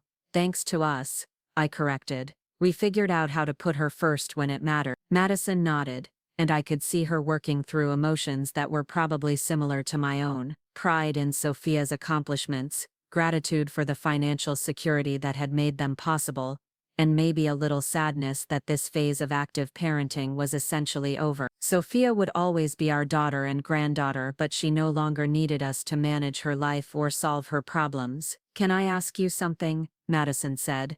Do you ever regret how long it took us to figure this out? Do you wish we'd been able to skip all the drama and fighting and just have a normal relationship from the beginning? It was a question I'd considered many times during our recovery process. There had certainly been moments when I'd mourned the years we'd lost to miscommunication and resentment, the family dinners that had felt tense rather than joyful, the holidays clouded by unspoken hurt feelings. I used to regret it, but honestly I think we needed to go through what we went through to end up where we are now. We had to learn that relationships require intentional effort, that love alone isn't enough if you don't know how to express it in ways that feel good to receive. Plus, if we'd figured it out earlier, we might have taken it for granted. The work we put into rebuilding makes what we have now feel more precious. Madison was right.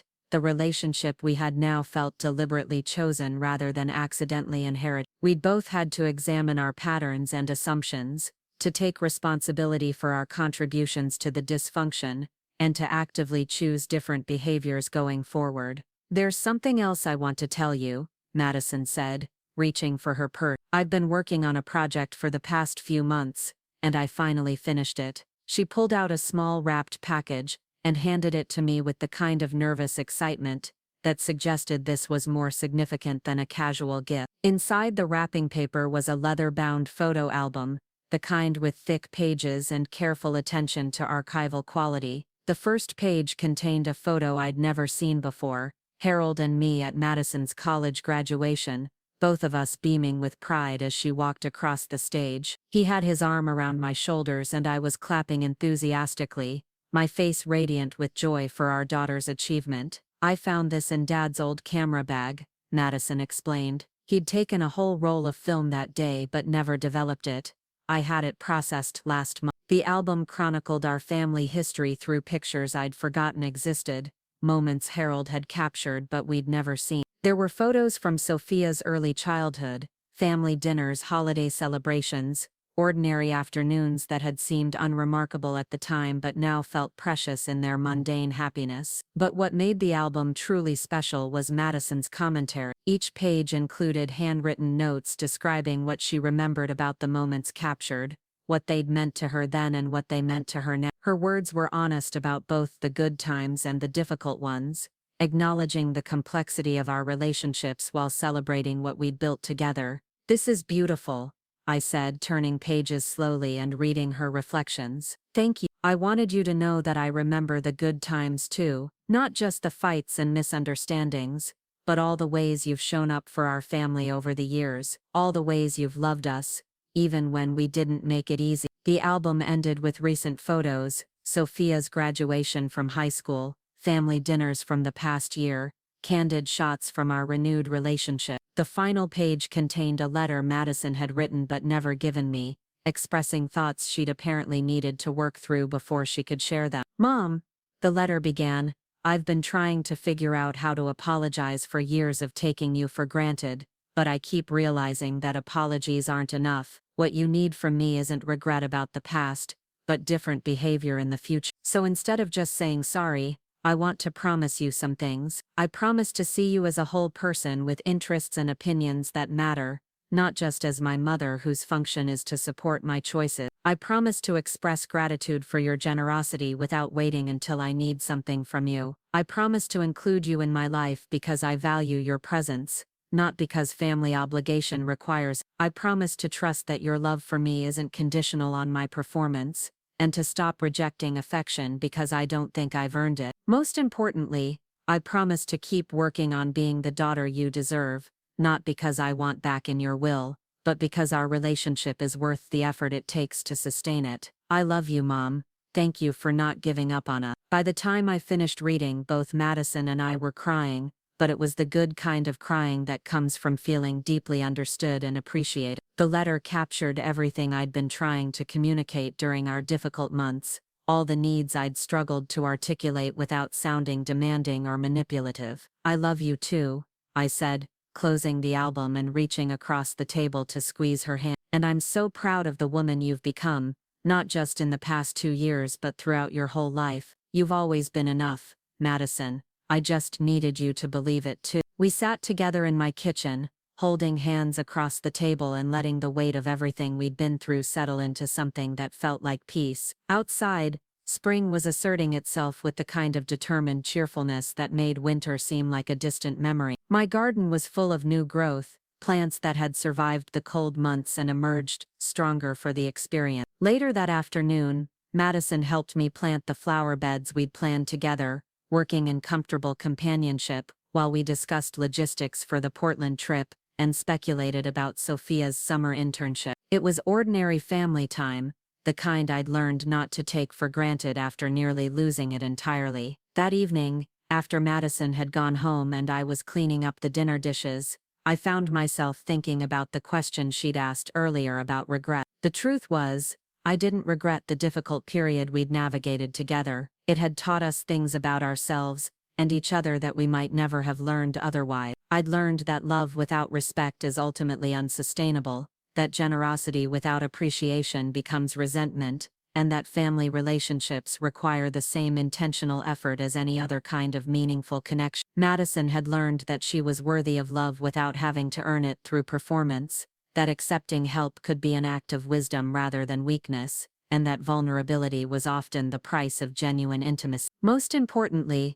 we'd both learned that it's never too late to choose a different way of being family, to examine patterns that aren't serving anyone and replace them with something healthier. We'd proven to ourselves that relationships could be repaired without erasing their history, that love could be stronger than pride when people were willing to do the work. The money had played its role in our story, both as weapon and gift, as symbol of control and expression of love. But ultimately, the financial considerations had been secondary to the deeper issues of respect, recognition, and the fundamental human need to feel valued. We'd found a way to honor those needs while building something sustainable for the future. Sophia would graduate from Davidson in 2 years with opportunities and connections that would serve her well throughout her career. She'd learned valuable lessons about standing up for herself, about the importance of honest communication, and about the difference between enabling dysfunction and supporting growth. Most importantly, she'd seen that families could work through serious problems without destroying each other in the process. As I turned off the kitchen lights and headed upstairs, my phone buzzed with a text from Madison. "Thank you for today. Thank you for everything. Love you." I typed back, "Love you too. Sweet dreams." It was a simple exchange, the kind that happened between us regularly now, but it still made me smile. This easy expression of affection that had once felt so fraught and complicated. We'd found our way back to each other, not by ignoring the problems that had divided us, but by facing them directly and choosing something better. The house settled around me as I prepared for bed, filled with the comfortable quiet that comes from days well spent and relationships well tended. Tomorrow would bring new challenges and opportunities, but tonight I felt complete in a way that had eluded me for years. I had my daughter back, not as a performer trying to earn my approval, but as a genuine partner in the ongoing project of being family. My granddaughter was thriving at college, pursuing her dreams without artificial limitations or family drama clouding her horizons. My inheritance would eventually go to people who valued the relationships behind the money, rather than just the financial security itself. My social media feeds were full of authentic moments rather than carefully curated performances. It wasn't the story I'd expected to tell when I'd first discovered I was blocked from Madison's digital life. I'd thought this would be a tale of punishment and vindication,